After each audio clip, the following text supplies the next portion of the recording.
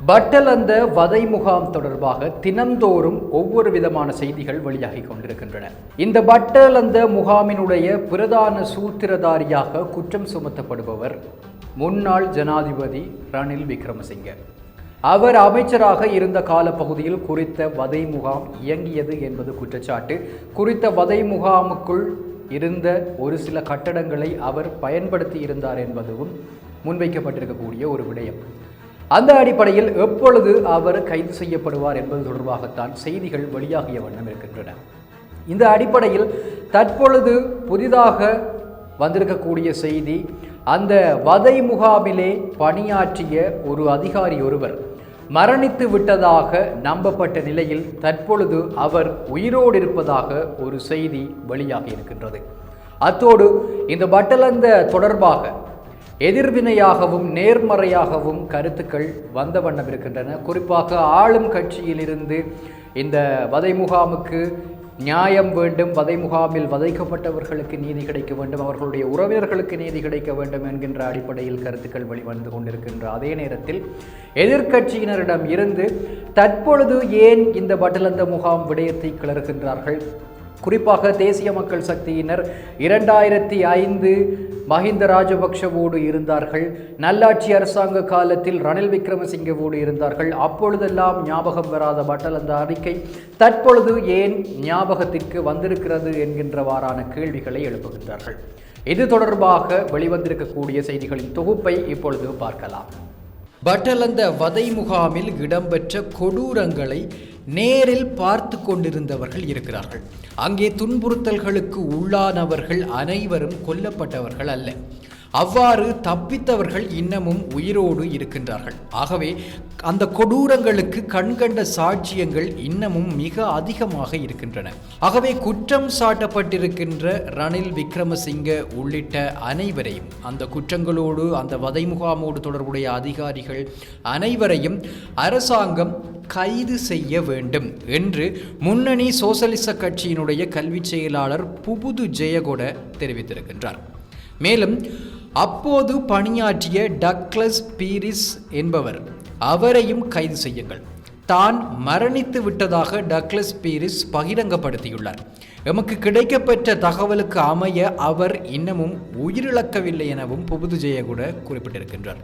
தற்போதைய பாரிய சர்ச்சைகளை தோற்றுவித்துள்ள பட்டலந்த வதை முகாம் தொடர்பான ஆணைக்குழுவின் அறிக்கை தொடர்பில் கருத்து தெரிவிக்கும் பொழுதுதான் புபுது ஜெயகொட மேற்கொண்டவாறு தெரிவித்திருக்கிறார்.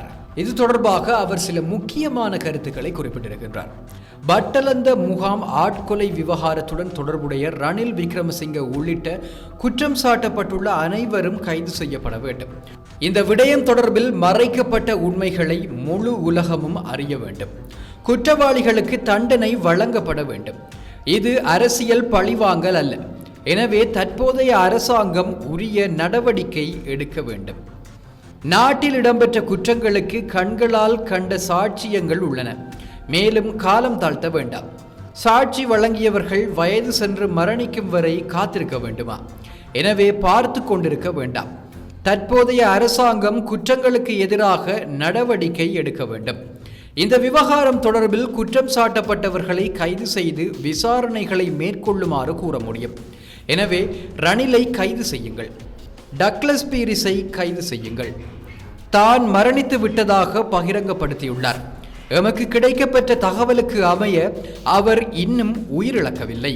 தாம் வாழும் போது உயிரிழந்து விட்டதாக பொய்யான தகவல்களை பரப்புவது பாரியதொரு குற்றமாகும். அங்கு இடம்பெற்ற துன்புறுத்தலில் சுனில் தெல்கொட பிரதான நபர், அவரையும் கைது செய்யுங்கள். அங்கு கடமையாற்றிய போலீஸ் அதிகாரிகளையும் கைது செய்யுங்கள்.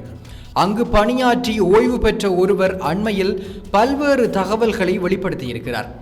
சிலர் கொடூரமான முறையில் பாலியல் குற்றங்களில் ஈடுபட்டிருக்கிறார்கள். தங்களுடைய பாலியல் ஆசைகளை நிறைவேற்றிவிட்டு அந்த இளைஞர்களுக்கு செய்த பாலியல் கொடூரங்கள் தொடர்பில் கண்களால் கண்ட சாட்சியங்கள் உள்ளன. அதேபோன்று சுதத் சந்திரசேகரை கைது செய்யுங்கள். ரணிலின் சீடராக அவர் செயற்பட்டு வந்தார். அந்த பதவியில் இருந்து விலகிச் செல்லும் போது அவர் பட்டலந்த படுகொலைகள் தொடர்பில் ரணிலுக்கு கடிதம் ஒன்றையும் அனுப்பியிருந்தார். அந்த கடிதம் தொடர்பிலும் ஆராய்ந்து இந்த அரசாங்கம் சம்பந்தப்பட்டவர்களை கைது செய்ய வேண்டும் என்று குறிப்பிட்டிருக்கிறார். இதேவேளை தேசிய மக்கள் சக்தி அரசாங்கம் நல்லாட்சி காலத்தில் நல்லாட்சி அரசாங்கத்தோடு இணைந்து செயற்பட்டிருந்தது. ஆகவே ரணிலுடன் இணைந்து ஆட்சி செய்த போது அனுரகுமாரவுக்கு பட்டலந்த நினைவிற்கு வரவில்லையா என்று ஒரு கேள்வி எழுப்பப்பட்டிருக்கின்றது. நல்லாட்சி அரசில் ரணிலுடன் இணைந்து ஆட்சி செய்த போது நினைவிற்கு வராத பட்டலந்த படுகொலை அறிக்கை மஹ்தி ஹசனின் அல் ஜசீரா பேட்டிக்கு பின்னரா வந்தது என ஜனாதிபதி அனுரகுமார திசாநாயக்கவிடம் முன்னாள் நாடாளுமன்ற உறுப்பினர் பிரேம்நாத் சி தொலவத்த கேள்வி எழுப்பியிருக்கிறார். இது தொடர்பாக அவர் தெரிவிக்கும் பொழுது, அல் ஜசீராவின் மஹ்தி ஹாசனின் பேட்டிக்கு பின்னரான பட்டலந்த நினைவுக்கு வந்திருக்கிறது. அதற்கு பிறகுதான் இது நினைவுக்கு வந்திருக்கிறதா?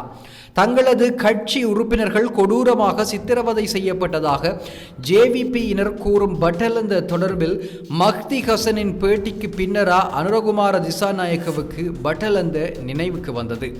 நல்லாட்சி அரசில் ரணில் விக்ரமசிங்கவோடு இணைந்து ஆட்சி செய்த போது அனுரகுமார பிமல் ரத்நாயக்க குழுவிற்கு பட்டலந்த கொமிஷன் நினைவிற்கு வரவில்லையா என அவர் கேள்வி எழுப்பியிருக்கிறார். 88-89 கால பகுதிகளில் ஜேவிபி அரச வங்கிகளில் கொள்ளையடித்த பணத்தையும் அவர்கள் செய்த கொலைகளையும் அதற்கான தண்டனைகள் வழங்கப்பட வேண்டும் என்று முன்னாள் நாடாளுமன்ற உறுப்பினர் பிரேம்நாத் சி தொலவத்த குறிப்பிட்டிருக்கிறார். இதேவேளை முன்னாள் ஜனாதிபதி மைத்திரிபால சிறிசேனவும் கோரிக்கையை விடுத்திருக்கின்றார். 1980ஆம் ஆண்டு காலப்பகுதியில் நாட்டில் பல்வேறு குற்றங்களை செய்த ஏனைய கும்பல்கள் குறித்து விசாரணைகளை மேற்கொள்ளுவது அரசாங்கத்திற்கு முக்கியம் என்று அவர் தெரிவித்திருக்கிறார். தன்னுடைய காலத்தில் வேறு சில கமிஷன்கள் நியமிக்கப்பட்டதாகவும் அந்த கமிஷன்களின் அறிக்கைகளையும் செயல்படுத்துமாறும் அரசாங்கத்திடம் கோரிக்கை வைப்பதாகவும் அவர் கூறியிருக்கிறார். ஆணைக்குழு அறிக்கைகளை செயற்படுத்துவது நல்லது. மத்திய வங்கி நிதி மோசடி ஆணைக்குழு மற்றும் இலங்கை நிறுவனம் ஆகியவற்றை விசாரிக்கும் ஆணைக்குழுக்களின் அறிக்கைகளை செயற்படுத்துவது நல்லது என்றும் அவர் தெரிவித்திருக்கிறார். ஆனால் இந்த ஆணைக்குழு அறிக்கைகள் நாடாளுமன்றத்தில் சமர்ப்பிக்கப்பட்டாலும் அதற்கு அப்பாற்பட்ட கடமைகள் அமைச்சர்களுக்கு ஒதுக்கப்பட்டிருக்கின்றன என்பதனையும் அவர் குறிப்பிட்டிருக்கின்றார். இதேவேளை தற்போதைய ஊடக மற்றும் சுகாதார அமைச்சராக இருக்கக்கூடிய அமைச்சர் நலிந்த ஜெயதிச பட்டலந்த ஆணைக்குழு அறிக்கையின் அடிப்படையில் அரசாங்கம் சட்ட நடவடிக்கையை எடுக்கும் என்று உறுதியளித்திருக்கிறார். வாக்குறுதி அளித்தபடி அரசாங்கம் அறிக்கையை நாடாளுமன்றத்தில் தாக்கல் செய்ததாகவும் ஏப்ரல் 10 மற்றும் மே மாதங்களில் 2 நாள் விவாதத்தை நடத்த திட்டமிட்டுள்ளதாகவும் ஊடகங்களுக்கு அமைச்சர் நலிந்த அறிவித்திருக்கிறார். இதேவேளை இந்த விவகாரம் தொடர்பாக ஒரு குழுவை நியமிக்க அரசாங்கம் முடிவு செய்துள்ளதாகவும் அறிக்கையை சட்டமா அதிபர் திணைக்களத்திற்கு அனுப்ப உள்ளதாகவும் கூட அவர் தகவல் வெளியிட்டிருக்கிறார். அதேபோன்று பாராளுமன்ற உறுப்பினர் ஹர்ஷன ரஜகருணவும் ஏன் தற்பொழுது இந்த பட்டலந்த அறிக்கையை கொண்டு வந்திருக்கிறார்கள் என்பது தொடர்பாக ஒரு விமர்சனத்தை முன்வைத்திருக்கிறார். ஏதேனும் குற்றங்கள் தொடர்பில் ஆணைக்குழுக்களை அமைத்து விசாரணைகளை முன்னெடுப்பது வழமையானதொரு செயற்பாடாகும். ஆனால் பட்டலந்த ஆணைக்குழு அறிக்கை மிக பழையதாகும். 1994ஆம் ஆண்டு சந்திரிகா பண்டாரநாயக்க குமாரதுங்க அரசாங்கத்தில் ஜேவிபி அமைச்சரவையில் அங்கத்துவம் வகித்தது. 2005இல் மஹிந்த ராஜபக்ஷவை ஜனாதிபதியாக்குவதற்கு இவர்களே பிரதானமாக செயற்பட்டார்கள். அந்த காலத்தில் ஏன் இந்த அறிக்கையை சமர்ப்பிக்கவில்லை என்பது சந்தேகத்திற்குரியது. தற்போதைய காலத்தின் தேவை ஜேவிபியினரால் செய்யப்பட்ட கொலைகள் தொடர்பில் ஆராய்வதற்கான ஆணைக்குழு ஒன்றை நியமிப்பதாகும். பட்டலந்த ஆணைக்குழு அறிக்கையை முன்னிலைப்படுத்தி கடந்த காலங்களில் ஜேவிபி செய்த கொலைகளை மறைப்பதற்கு இடமளிக்க கூடாது. பட்டலந்தவில் குற்றமிழைத்தோருக்கு தண்டனை வழங்கப்படும். அதேவேளை ஆயிரக்கணக்கான அப்பாவி மக்களை கொன்று குவித்த ஜேவிபியினருக்கும் தண்டனை வழங்கப்பட வேண்டும். ஜனாதிபதி அனுரகுமார திசாநாயக்க தலைமையிலான அரசாங்கம் நியாயமாக செயற்படுகிறது என்றால் இது தொடர்பில் புதியதொரு ஆணைக்குழு அமைக்கப்பட வேண்டும். ஆயிரக்கணக்கானோர் அந்த குழுவில் சாட்சியமளிப்பர் என்று அவர் தெரிவித்திருக்கிறார். பட்டலந்த விவகாரம் இழைக்கப்பட்டிருக்கின்ற அநீதிகளுக்கு நியாயம் நீதி வழங்கப்பட வேண்டும் என்பதில் மாற்று கருத்துக்கள் இல்லை. தண்டனைகள் வழங்கப்பட வேண்டும் என்பதற்கும் எந்தவிதமான மறுப்புகளும் இல்லை. ஆனால் அது தனியே ஒரு சாராருக்கானதாக மாத்திரம் இருக்கக்கூடாது. இதுபோன்று எக்கச்சக்கமான குற்றங்கள், வதை முகாம்கள், கொடுமைகள், சித்திரவதைகள் இந்த நாட்டிலே இடம்பெற்றிருக்கின்றன. குறிப்பாக அந்த காலப்பகுதியிலேயே, இந்த பட்டலந்த வதை முகாம் செயற்பட்ட அந்த காலப்பகுதிக்குள்ளேயே பல்வேறு சம்பவங்கள், பல்வேறு பிரச்சனைகள் இருந்திருக்கின்றன. அவற்றுக்கான தீர்வுகளும் வழங்கப்படுமா என்பதுதான் பொதுவான கேள்வியாக இருக்கிறது. இது போன்ற செய்திகளை தெரிந்து கொள்ள சமூகம் நியூஸ் சேனலை சப்ஸ்கிரைப் செய்து அருகில் உள்ள பெல் பட்டனை கிளிக் செய்யுங்கள்.